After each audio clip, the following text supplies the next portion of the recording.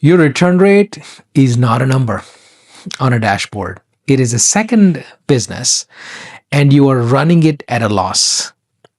Quick, before we get into it, who am I? My name is Satya. I'm a designer turned a CEO. I ran e-commerce and P&L and digital at some of the biggest names in retail. And I sold custom window coverings in my previous job, where a return is not a restock, but it's simply a write-off.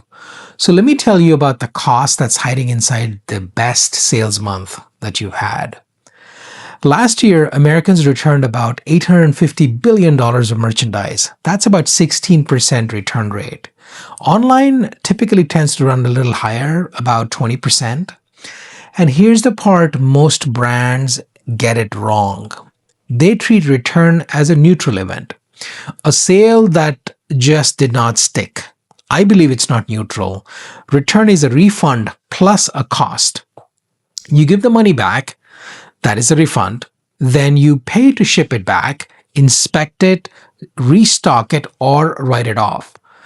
The returns from firm Optoro estimates all of that can eat a quarter to 1/3 of the item's price. So the margin on the order that stays has to cover the order that comes back, right? Most brands never do that math. Want to know how bad it has gotten? Amazon, Walmart, and Target now do returnless refunds. They give you back your money and let you keep the product. Think about that, for a second, what that means. Getting a cheap item back can cost more than the item itself.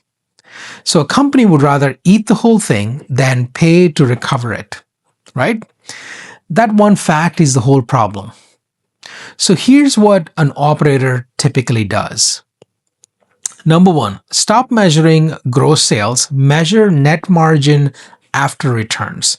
A category returning 25% can be underwater very quickly while the top line looks like a winner, right? Number two, fix the number one return reason at the source, whether it's size, fit, not as described, basically leads the survey. That is a photo, a spec, a description problem, not a consumer problem. It is far cheaper to fix the website or a page than return the process, right? Number three, look at who and what is being returned. A few SKUs and a few serial customers quietly eat away your whole year. You cannot fix what you're not segmenting. Here's the whole thing in one line. Stop counting orders, start counting orders that stay. Finding the margin leaking out of the back door is a lot of what I do these days, and I'm having so much fun. So tell me, do you know your true margin after returns, or is it just top line sales? I'd be curious to hear your comments. Cheers.